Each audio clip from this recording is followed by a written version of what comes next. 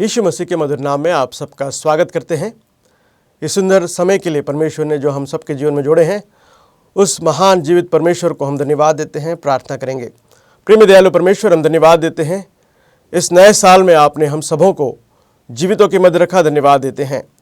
हाँ प्रभु जी, 2020 में बहुत से उतार चढ़ाव के बीच में आपने अपने प्रियजनों के जीवन में आपकी करुणा, आपकी दया को दिखाया, इसलिए धन्यवाद देते हैं। इस समय में हम उन सारे लोगों के लिए प्रार्थना करते हैं जिन्होंने अपने प्रिय लोगों को खो दिए हैं। हाँ प्रभु जी, उनके जीवन में आपकी आशीष को हम चाहते हैं। इस समय प्रभु जी हम धन्यवाद देते हैं हमारी कलीसिया के लिए। इस कलीसिया को प्रभु जी आपने चुना, इसलिए धन्यवाद देते हैं। साउथ लालागुड़ा बैप्टिस्ट चर्च के लिए हम धन्यवाद देते हैं। इस चर्च में प्रभु जी हमें पासवान के रूप में कार्य करने का अवसर आपने प्रदान किया, धन्यवाद देते हैं।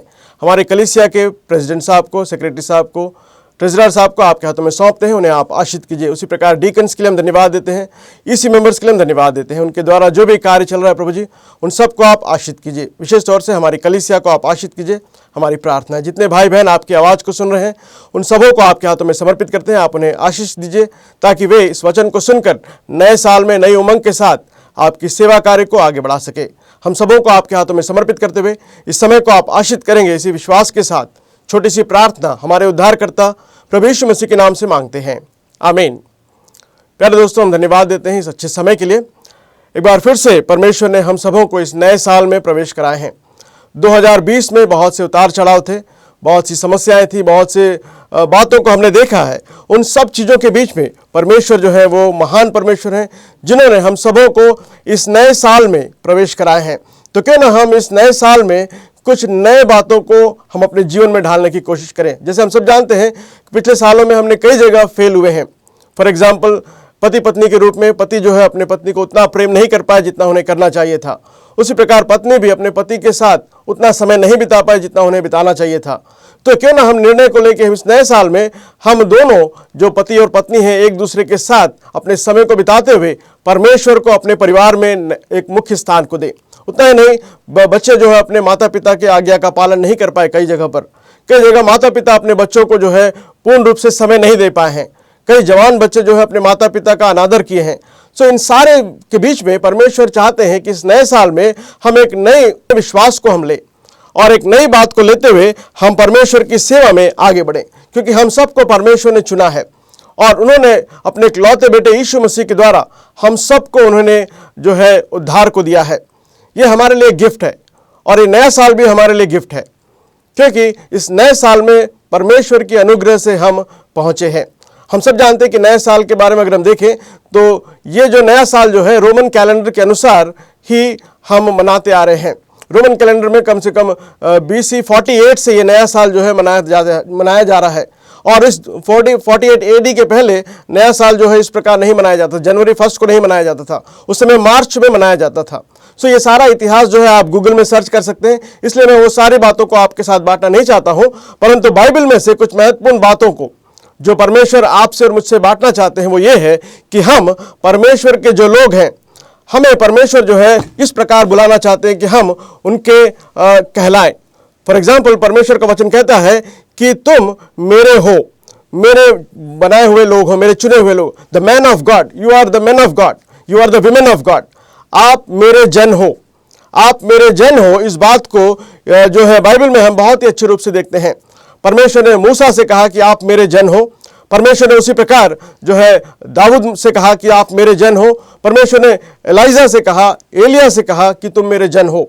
सो वे लोग जो परमेश्वर के जन हैं, उन्होंने जो है परमेश्वर के लिए जो कार्य को किए हैं, वैसा ही हम भी इस नए साल में कुछ ऐसा करें जिससे परमेश्वर हमसे कहे कि हाँ, आप मेरे जन हो, आप मेरे बुलाए हुए लोग हो। आइए मेरे साथ एक वचन को हम पढ़ेंगे, भजन संहिता उसका 90th चैप्टर, साम नंबर 90, भजन संहिता 90। उसमें लिखा है, हे प्रभु, तू पीढ़ी से पीढ़ी तक मेरे लिए धाम बना है, इसलिए पहले ही पहाड़ उत्पन्न हुए कि तूने परमेश्वर, तूने पृथ्वी और जगत की रचना की। वह अनादिकाल से अनंत काल तक तू ही परमेश्वर है। देखिए यहाँ पर हम देखते हैं कि जो मूसा जो है वो कह रहे हैं कि पृथ्वी के जगत की रचना आपने की है। इससे पहले कि कुछ चीज घटी, कुछ चीज बनाई गई, उससे पहले ही परमेश्वर ने आपको और मुझे बनाए हैं। तो जो परमेश्वर सृष्टि के कर्ता है, वो सृष्टि के कर्ता परमेश्वर जो है आपसे और मुझसे ये कह रहे हैं कि आप और मैं परमेश्वर के जन बनकर रहें। अगर हम इस मूसा के बारे में अगर हम देखें तो व्यवस्था विवरण उसके 33वां अध्याय उसके पहले वचन में पाते हैं, वहां लिखा है, जो आशीर्वाद परमेश्वर का जन मूसा ने इज़राइल को दिया और वो इस्राएल के ऊपर आशीष हुआ। तो जब हम परमेश्वर के जन हैं तो परमेश्वर हमसे क्या चाहते हैं? सबसे पहली बात परमेश्वर ये चाहते हैं नए साल में कि हम अपने लोगों को आशीर्वाद देना सीखें, तभी हम परमेश्वर के जन कहलाते हैं। प्यारे दोस्तों, ये परमेश्वर का जन जो है वो हमारी ओर से नहीं मिलता, परंतु परमेश्वर स्वयं उन्होंने आपको और मुझे चुने हैं। और इस नए साल में परमेश्वर चाहते हैं कि हम परमेश्वर के लिए जिए, पिता परमेश्वर की का आदर करें। जिस प्रकार मूसा ने परमेश्वर का आदर करते हुए उन्होंने 10 आज्ञा को लेकर आए, लोगों को बताया, लोगों को हर बार सिखाते रहे कि आप परमेश्वर की इच्छा के अनुसार चलें। लेकिन कई बार इज़राइल जो है फेल होता चला गया। लेकिन हम मूसा के जीवन से पाते हैं वो ये है कि मूसा जो है वो इसलिए परमेश्वर का जन कहलाया क्योंकि वो परमेश्वर के लोगों को आशीष देने वाला व्यक्ति था।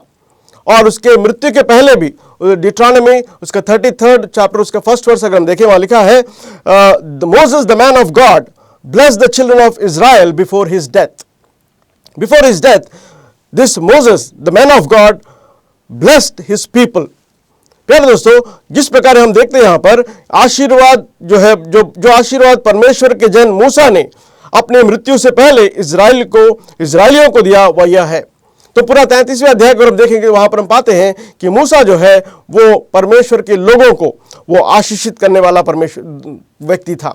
और इसीलिए परमेश्वर ने उसे मेरा जन कहा। परमेश्वर ने कहा कि मूसा मेरा है। पहले दोस्तों, आप और मैं भी परमेश्वर के हैं और यीशु मसीह के द्वारा आप और मैं जिलाए गए हैं। आप और मैं परमेश्वर के द्वारा उत्पन्न हुए हैं, इसलिए हम परमेश्वर के जन हैं। तो क्या ना इस नए साल में हम जो है अपने प्रिय लोगों को, उतना ही नहीं हमारे आसपास के लोगों को, इस नए साल में हम कोशिश करेंगे कि अधिक से अधिक हम जो है उनको हम आशीषें दें। आशीर्वाद देने वाले लोगों में परमेश्वर आपको और मुझे बनाए हैं। वो चाहते हैं कि हम लोगों को आशीष देने वाले बने। हाँ, कई बार जो है हमारे मन में बहुत सी बातें उठती है, कई बार लोग जो है हमारे विरोध में उठते हैं, परंतु इन सब परिस्थितियों के बीच में परमेश्वर जो है वो चाहते ये है कि हम परमेश्वर के लोग जो है, परमेश्वर के जो जन है, वो परमेश्वर के लोगों को आशीष देने वाले बने। दूसरे व्यक्ति को अगर हम देखें, वहां पर शमूएल को देखते हैं। 1 शमूएल उसका 9th चैप्टर को अगर हम देखें, 1 शमूएल उसके 9th चैप्टर में वहां पर शमूएल के बारे में भी इसी प्रकार लिखा गया है, शमूएल जो है वो मेरा जन है। हम जानते हैं कि शमूएल जो है वो यीशु मसीह को दर्शाते हैं। The types of Jesus Christ we see in Samuel, क्योंकि शमूएल जो है वो 3 ऑफिसेस को लिए थे। वो जो है एक राजा के रूप में थे, एक प्रॉफिट के रूप में थे, एक प्रीस्ट के रूप में थे। यीशु मसीह भी एक राजा के रूप में, एक प्रीस्ट के रूप में, एक प्रॉफिट के रूप में है, एक भविष्यवक्ता के रूप में, एक न्यायाधिपति के रूप में, एक न्यायाधीश के रूप में, और एक बहुत ही अच्छे जो राजा को हम वहां पर देखते हैं।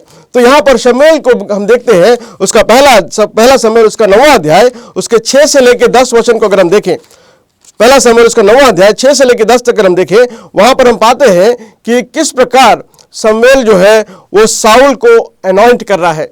सबसे पहला जो राजा जो है, वो सबसे पहले राजा को अनॉइंट करने वाला जो है शमूएल है, जो इज़राइल के लिए पहला राजा चुना गया। वहां पर शमूएल को हम देखते हैं कि उन्होंने एक राजा को अनॉइंट किया, यानी उन्हें एक अभिषेक किया। यहां पर परमेश्वर जो है उस कार्य को जो है करवाया और उसी प्रकार उस व्यक्ति को उन्होंने परमेश्वर का जन कहा। उसके 6वें वचन को अगर हम देखें, वहां लिखा है, इस नगर में परमेश्वर का जन है जिसका बड़ा आदर मान होता है और जो कुछ वह कहता है वह बिना पूरा हुए नहीं होता। अब हम उधर चलें और संभव है कि हम उन्हें मार्ग में ही मिलें। देखिए प्यारे दोस्तों, शमूएल के जीवन को हम देखें तो शमूएल जो है बचपन से ही परमेश्वर का चुना हुआ था और वो व्यक्ति बड़ा होता चला गया और परमेश्वर ने उसे एक ऐसा कार्य सौंपा जो बहुत ही कम लोगों के लिए है। और हम देखते हैं कि परमेश्वर ने शमूएल को इसलिए चुना कि वे राजा का अनॉइंट करे। प्यारे दोस्तों, आप किस प्रोफेशन में हैं वो जरूरी नहीं है, आप कहां पर हैं वो जरूरी नहीं है। जहां कहीं भी है, परमेश्वर चाहते हैं कि हम उनके कार्य में संलग्न रहें, हम उनके कार्य को करते चले जाएं। देखिए वहां पर हम देखते हैं कि शाऊल उसे मिलने के लिए आया और उसको भेंट चलाने के लिए आया, लेकिन शमूएल जो है उनके भेंट से ज्यादा खुश नहीं था, परंतु वो चाहते थे कि वो जो है परमेश्वर के जन को अनॉइंट करे। हालांकि उसके बाद हम जानते हैं कि शाऊल जो है परमेश्वर के जन के विरोध में था। जो हम शाऊल से सीखते हैं कि उस प्रकार का मन हमारा कभी नहीं होना चाहिए। हम हमेशा जो है उस प्रकार रहें जिस प्रकार परमेश्वर हमसे चाहते हैं। तो यहाँ पर हम 16 वचन को अगर हम देखें तो शाऊल के जीवन से एक बात को सीखते हैं। शाऊल जो है, कल इसी समय मैं तेरे पास बिन्यामीन के देश में एक पुरुष को भेजूंगा, उसी को तू मेरे इजरायली प्रजा के ऊपर प्रधान बनाने के लिए अभिषेक करना, और वह मेरी प्रजा को पलिश्तियों के हाथ से छुड़ाएगा, क्योंकि मैंने अपनी प्रजा पर कृपा दृष्टि की है। इसलिए मैं उनकी चिल्लाहट जो है मेरे तक पहुंची है, इसलिए मैंने शाऊल को चुना है। शाऊल जो है पहले जब चुना गया तब अपने आप को बहुत दीन कहा। उन्होंने कहा कि मैं बिन्यामीन के गोत्र का हूं, मैं तो बहुत छोटा हूं, मैं तो इस योग्य नहीं हूं, और उस प्रकार से उन्होंने अपने जीवन को प्रारंभ किया। कई बार हम भी शाऊल की तरह अपने जीवन को प्रारंभ तो बहुत दीनता से करते हैं, लेकिन समय आने पर जब परमेश्वर ने उन्हें राजा बनाया तो हम पाते हैं कि शाऊल जो है वो अहंकार से भर गया, और उसके जीवन जो है अंत में हम पाते हैं कि उस प्रकार का जीवन नहीं था जिस प्रकार परमेश्वर चाहते थे, और इसलिए परमेश्वर ने शाऊल को हटाकर उनकी जगह दाऊद को लेकर आया।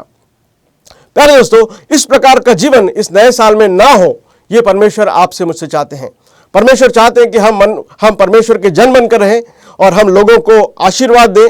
हम जरूरत पड़े तो हम उनको अनॉइंट करें, उनको अभिषेक करें, लेकिन कभी भी हमारे अंदर अपने अंदर उस गर्व को ना लाने दें जिस प्रकार शाऊल के जीवन को हम पाते हैं। और शाऊल जो है अपने आप को परमेश्वर से दूर ले गया, और इस नए साल में परमेश्वर आपको और मुझे बड़े बड़े जगह पर ले जाना चाहते हैं, जहां पर वो चाहते हैं कि हमारे द्वारा बड़े बड़े कार्य को करें। लेकिन हमें सीखने की बात यह है कि हम शाऊल की तरह ना बने, हम शाऊल राजा की तरह ना बने, और अहंकारी ना बनते हुए हम परमेश्वर की सेवा कार्य को करें। तो दूसरा जो हम जन को देखते हैं वो ये है कि वो परमेश्वर का जन जो है शाऊल को, शमूएल को देखते हैं। तीसरा जो हम देखते हैं दाऊद महाराज को देखते हैं। दाऊद महाराज के जीवन को अगर हम देखें, दाऊद महाराज जो है बहुत ही बड़े बड़े कार्य को किए, हम सब जानते हैं। दाऊद के द्वारा जो है राज्य की स्थापना हुई, इजराइल जो है वो बनाया गया और राज्य को विस्तार किया गया। उनके समय में जो है पूरा देश जो है वो यूनाइटेड था, दो भागों में विभाजित नहीं था, और उस सारे चीजों के बीच में दाऊद जो है वो परमेश्वर को धन्यवाद देने वाला था करके हम नेहमाया में पाते हैं। देखिए प्यारे दोस्तों, नेहमाया जो है इस बात को याद दिला रहा है। नेहमाया उसका जो है 12वें अध्याय में अगर आ जाए, उसके 12वें अध्याय में हम दाऊद के बारे में पाते हैं कि दाऊद जो है परमेश्वर का जन है। उसका 12वां अध्याय उसके 24वें वचन में आपके लिए पढ़ना चाहूंगा। उसके 24वें भाग में, आखिरी भाग में देखें, जहां पर सभी लेवी पुरुषों के नाम लिखे गए हैं, परंतु उन सब के बीच में परमेश्वर ने कहा कि दाऊद मेरा जन है। देखिए मैं आपके लिए पढ़ना चाहूंगा उसके आखिरी भाग में, वहां पर लिखा है कि उनके सामने उनके भाई परमेश्वर के भक्त दाऊद की आज्ञा के अनुसार आमने सामने स्तुति और धन्यवाद करने को नियुक्त किए गए। ये जो है परमेश्वर का जन है, और इसलिए परमेश्वर ने जो है उनके आसपास हमेशा धन्यवादित हृदय को हम देखते हैं। और इसलिए दाऊद महाराज जो है बहुत से साम्स को भी लिखे हैं, और उन साम्स में दाऊद महाराज जो है परमेश्वर की स्तुति, प्रशंसा, जय जयकार निरंतर करते आए हैं। तो प्यारे दोस्तों, हम दाऊद के जीवन को देखते हैं। दाऊद को परमेश्वर ने ये मेरा जन है, परमेश्वर का जन है, इस बात को कहा। इस 12वें अध्याय के 24वें वचन में उस बात को पाते हैं। वहां पर बहुत ही अच्छे रूप से कहते हैं कि उनके भाई परमेश्वर के भक्त दाऊद की आज्ञा के अनुसार आमने सामने स्तुति और धन्यवाद करने को नियुक्त किए गए। तो दाऊद के जीवन से हम क्या सीखते हैं? परमेश्वर का जन दाऊद जो है वो हमें यह सिखाता है कि नए साल में हम जो है हमेशा परमेश्वर को धन्यवाद दें। हमारा हृदय जो है हमेशा परमेश्वर के लिए धन्यवादित हो। हम जो हमेशा परमेश्वर की स्तुति और प्रशंसा करें। हम हमेशा जो है परमेश्वर के कार्य में बने रहने वाले बने। ये परमेश्वर आपसे और मुझसे चाहते हैं। तो प्यारे दोस्तों, परमेश्वर का जन कहलाना हमारे लिए सौभाग्य की बात है। 2020 में अगर हमने कुछ कमजोरी हमारे अंदर है, उसे निकालते हुए हम अपने आप को यीशु मसीह के हाथों में सौंपते हुए, क्योंकि यीशु मसीह के लहू के द्वारा उन्होंने आपको और मुझे शुद्ध और पाक किया है, तो क्यों ना हम परमेश्वर के जन के रूप में हम सब जो है इस प्रकार अपने जीवन को बिताएं। नए साल में जो 365 दिन हमारे पास आ रहे हैं 2021 में, इस 2021 के हर दिन, पहले दिन से लेकर आज के समय से लेकर आखिरी दिन तक हम परमेश्वर को धन्यवाद देने बने। धन्यवाद देते हुए अपने जीवन यात्रा को आगे बढ़ाएं। इससे बढ़कर सौभाग्य हमारे लिए कुछ भी नहीं है। एक भी दिन हमारे जीवन में जोड़ा गया है तो वो केवल परमेश्वर की दया से जोड़ा गया है। तो दाऊद के जीवन से हम सीखते हैं कि दाऊद को परमेश्वर ने इसलिए ये मेरा जन है कहा क्योंकि वो परमेश्वर की आराधना और परमेश्वर को धन्यवाद देता था। He used to praise God and used to give thanks to God. तो प्यारे दोस्तों, ये हम जो है दाऊद के जीवन से या डेविड के जीवन से हम सीखते हैं। चौथी बात अगर हम देखें तो वहां पर हम एलिशा को देखते हैं। एलिशा के जीवन को अगर हम देखें, 2 किंग उसका 4 अध्याय को चले जाएं, 2 किंग उसका 4 अध्याय उसके 7वें वचन से अगर हम देखें, वहां पर हम सब जानते हैं कि जो घटना वहां पे घट रही है वो बहुत ही सब लोग जानने वाली घटना है, जहां पर एक स्त्री है जो इस एलिशा के पास आ रही है और वो आकर एलिशा के पास जब वो आती है तो एलिशा से वो बात करते वो कहती है कि प्रभु जी, आप तो जानते हैं कि मेरा हस्बैंड जो है, मेरा पति जो है वो आपका दास है। दोस्तों, यहां पर देखिए एलिशा के पास वो व्यक्ति आके वो स्त्री आके कह रही है। भविष्यवक्ताओं के चेलों की पत्नियों में से एक स्त्री ने एलिशा की दोहाई देकर कहा, तेरा दास मेरा पति मर गया है। देखिए वहां पर दुख की घटना यह है कि वहां पर उस स्त्री का जो पति जो है वो मर गया है। वो पति कौन है? अगर हम देखें तो एलिशा के पास वो काम करने वाला दास था, एलिशा का दास था। और एलिशा के दास के पास वो स्त्री आकर कहती है कि मेरा पति जो आपका दास था वो मर गया है, और मरने के पहले उन्होंने जो है कुछ कर्ज को लिया है और कुछ कर्जदार आकर मेरे दोनों बेटों को अपना दास बनाना चाहते हैं। यहाँ बहुत ही दुख की घटना हम देखते हैं, जहां पर देखते हैं कि स्त्री के 2 बेटे हैं, जवान बेटे हैं, और इन दोनों बेटे को जो है दूसरे लोग आकर उन्हें ले जाना चाहते हैं। कारण यह है कि उनका हस्बैंड जो है, उनका पति जो है कर्ज लिया था। कई बार हम देखते हैं कि सेवाएं में जब रहते हैं तो बहुत सी कमी घटी रहती है। कमी घटी होना बहुत बड़ी बात नहीं है। सेवकों के जीवन में या मसीह जीवन में जो सच्चे मेहनत करके अपने जीवन को बिताते हैं, उनके जीवन में कमी घटी आती है। यहाँ पर भी उस स्त्री के जीवन में कमी घटी आई, लेकिन हम उस स्त्री से पाते हैं कि वो उस भविष्यवक्ता के पास आई और भविष्यवक्ता से उन्होंने जब कहा, तब एलिशा का जवाब देखिए वहां कैसा है। दूसरे वचन में हम पाते हैं 2 किंग उसका 4th चैप्टर उसका 2nd वर्स, वहां पे एलिशा जो है उससे कहता है कि मैं तेरे लिए क्या करूं? अगर तेरा पति कर्जदार है, तेरा पति मर गया है और तेरे दोनों बेटों को कर्जदार जो है लेने आ रहे हैं, तो मैं क्या करूं? पहला प्रश्न उसने कहा। तब वो चुपचाप रही। फिर उसने दूसरा प्रश्न किया, उसने कहा, बता तेरे घर में क्या है? प्यारे दोस्तों, जब पहला प्रश्न हमारे पास कुछ आता है जो हमें शायद खुशी ना दे, तो हम विचलित ना हो, दूसरे प्रश्न का इंतजार करें। जिस प्रकार उस स्त्री ने दूसरे प्रश्न का इंतजार किया और दूसरे प्रश्न में एलिशा ने उससे कहा कि मैं तेरे लिए क्या करूं, तेरे पास क्या है?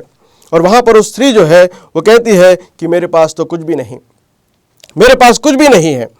तो उसने कहा कि तेरे पास जो कुछ है मुझे बता। तब एलिशा को उसने कहा कि तेरे दासी के घर में एक छोटे से कुप्पी में तेल को छोड़कर कुछ भी नहीं है।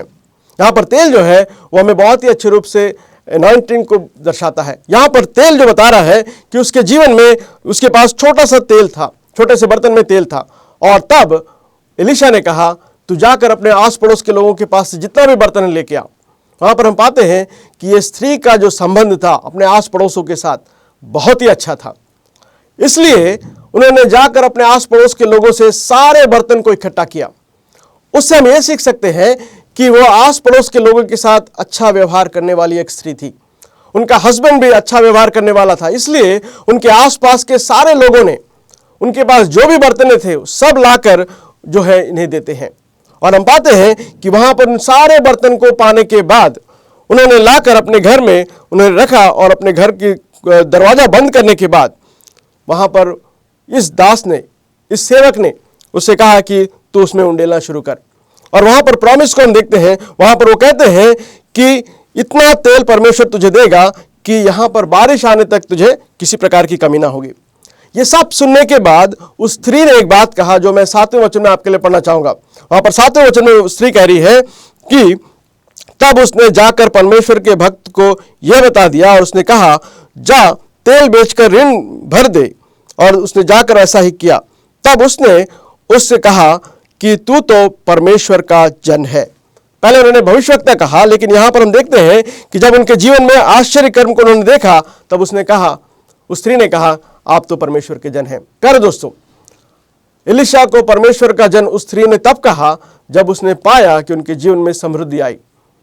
आप भी दूसरों के जीवन में जो तकलीफ में हैं, उनके जीवन में जो है आप प्रार्थना के द्वारा उनके द्वारा, परमेश्वर के वचन के द्वारा आप उनको उत्साहित करते हुए, अगर आपके पास धन है तो धन की सहायता के द्वारा लोगों को ये बता सकते हैं कि परमेश्वर ने आपको चुना है।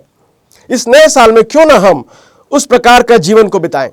हम पिछले सालों में कई प्रकार से अपने जीवन को बिताए, कई प्रकार के धन को हमने कमाने के बाद भी एक साल जब तंगी आई तो हम सब खाली हो गए हैं। हम सब का जीवन जो है इस प्रकार दिखता है कि हमारे पास कुछ भी नहीं है।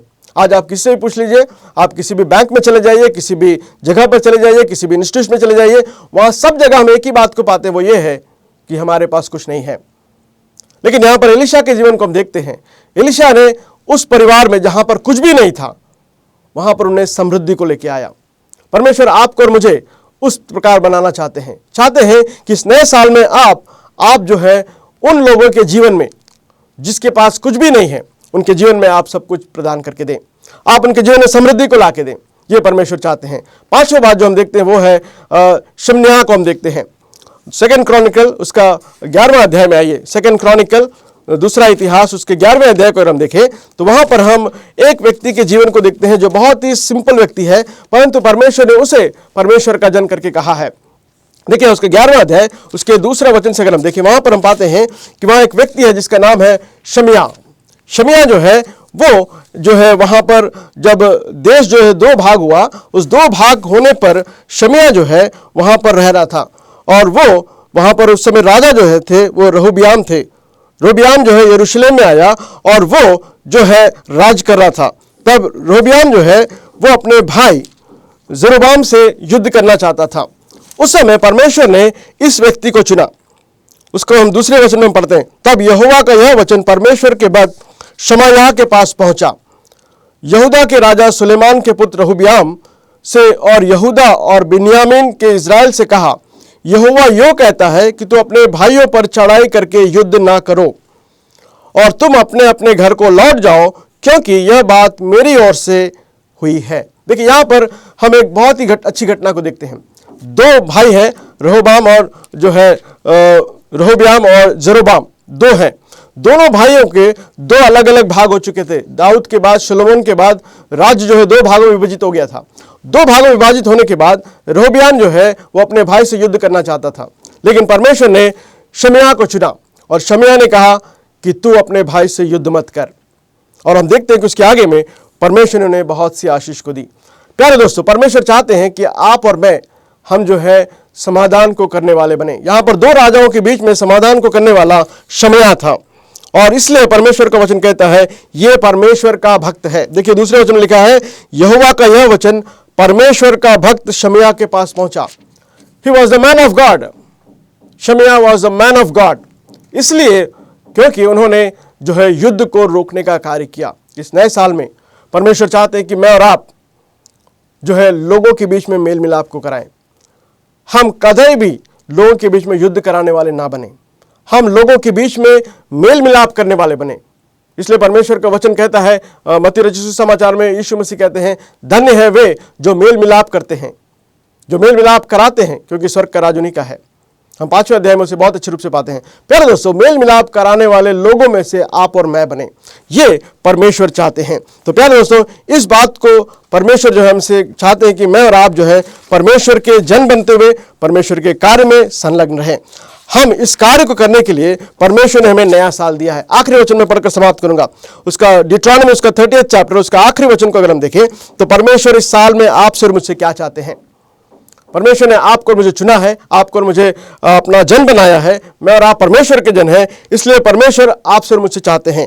उसका 30वां चैप्टर, डिट्रॉनॉमी चैप्टर 30 उसका 20वां वचन को अगर हम देखें, वहां लिखा है, इसलिए अपने परमेश्वर यहोवा से प्रेम करो और उसकी बात को मानो और उससे लिपटे रहो। 3 बातें मैं आपसे बांटना चाहूंगा। वहां पे लिखा है परमेश्वर से आप प्रेम करने वाले बने, दूसरी बात परमेश्वर की बातों को मानने वाले बने, तीसरी बात परमेश्वर से लिपटे रहें। तब जिस जगह में तू रहता है वहां पर परमेश्वर तुझे, तेरे परिवार को, तेरी कलीसिया को, तेरे घर को, तेरे नौकरी को, जो कुछ तेरे पास है उन सबको आशीष देंगे। ये परमेश्वर का प्रॉमिस है। और परमेश्वर का प्रॉमिस जो है, जो प्रॉमिस वो करते हैं उस प्रॉमिस को पूरा करते हैं। तो प्यारे दोस्तों, यीशु मसीह को उन्होंने हम सब के लिए भेजा, वो उनका प्रॉमिस था, उसने उन्हें पूरा किया। और जिस प्रकार उसने उस प्रॉमिस को पूरा किया और हम सबको उद्धार किए और हमें लेने के लिए फिर से आने वाले हैं। उनके वापस आने तक मैं और आप परमेश्वर के जन बनकर जिए। जिस प्रकार परमेश्वर ने मूसा को चुना, उसी प्रकार परमेश्वर ने आपको भी चुनना चाहते हैं। जिस प्रकार दाऊद परमेश्वर के कार्य को किए, शमूएल जिस प्रकार कार्य किए, उस प्रकार मैं और आप भी करें।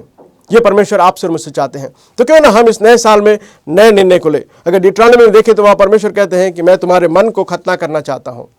क्यों ना हम अपने मन को परमेश्वर को दें, ताकि वो हमारे मन का खतना करते हुए इस मन में जो भी गलत बातें हो सबको दूर करे। तभी हम यहाँ पर उस बात को देख सकते हैं। वहाँ लिखा है कि तू जो है परमेश्वर के बातों को मान। ये मन जो है परमेश्वर की बातों को मानने नहीं देता है। तो नए साल में हम परमेश्वर की बातों को माने, परमेश्वर से लिपटे रहें, परमेश्वर यहोवा से प्रेम करने वाले बने। परमेश्वर आप सबों को आशीष दे। आइए हम अपने आंखों को बंद करते हैं और हम परमेश्वर से प्रार्थना करेंगे। प्रभु जी, आप हमारी सहायता करिए। इस 2021 में मैं आपकी इच्छा के अनुसार आपका जन बनकर रहना चाहता हूं। अगर आप ऐसा कर रहे हैं तो परमेश्वर आपको आशीष दे। पिता परमेश्वर, हम धन्यवाद देते हैं इस अच्छे समय के लिए। हाँ प्रभु जी, आप जो है हमें 2021 में प्रवेश कराए, इसलिए धन्यवाद देते हैं। इस 2021 में आपकी आशीष को हम चाहते हैं। पिता परमेश्वर, आपने जिस प्रकार अपने प्रिय लोगों को आशीष देने के लिए आपने भेजा, वैसे ही आप हमें चाहते हैं कि हम लोगों को आशीष देने वाले बने। आप चाहते हैं कि हम आपकी सेवा करने वाले बने। आप चाहते हैं कि हम मेल मिलाप करने वाले बने। इस 2021 में प्रभु जी, हमारे प्रिय लोगों के जीवन में आप उस प्रकार की आशीष को दीजिए। उनके परिवारों में जो भी कमी घटी उसे दूर करते हुए इस 2021 में आपकी आशीषों को पाते हुए लोगों को आशीष करने के लिए सहायता कीजिए। हाँ प्रभु जी, आप ऐसा करने वाले हैं, इसलिए धन्यवाद देते हैं। हम धन्यवाद देते हैं आपके इकलौते बेटे, हमारे इकलौते उद्धारकर्ता यीशु मसीह के लिए, जिन्होंने हम सबके बदले उस कलवरी की क्रॉस पर अपने आप को बलिदान होने के लिए सौंप दिए। पिता परमेश्वर, आपके उस महान प्रेम को स्मरण करते हुए अपने हृदय से आपको धन्यवाद देते हैं। हम हमारे इस धन्यवाद रूपी भेंट के द्वारा आपके नाम की महिमा होने पाए, हमारी प्रार्थना है। आप ऐसा कर रहे हैं, इसलिए धन्यवाद देते हुए छोटी सी प्रार्थना हमारे उद्धारकर्ता प्रभु यीशु मसीह के नाम से मांगते हैं, आमीन। अब हमारे पिता परमेश्वर का प्रेम, पुत्र परमेश्वर के अनुग्रह और पवित्र आत्मा परमेश्वर की सहभागिता अब से लेकर हमेशा हमेशा तक हम सबके साथ बने रहने पाए, आमीन। God bless you.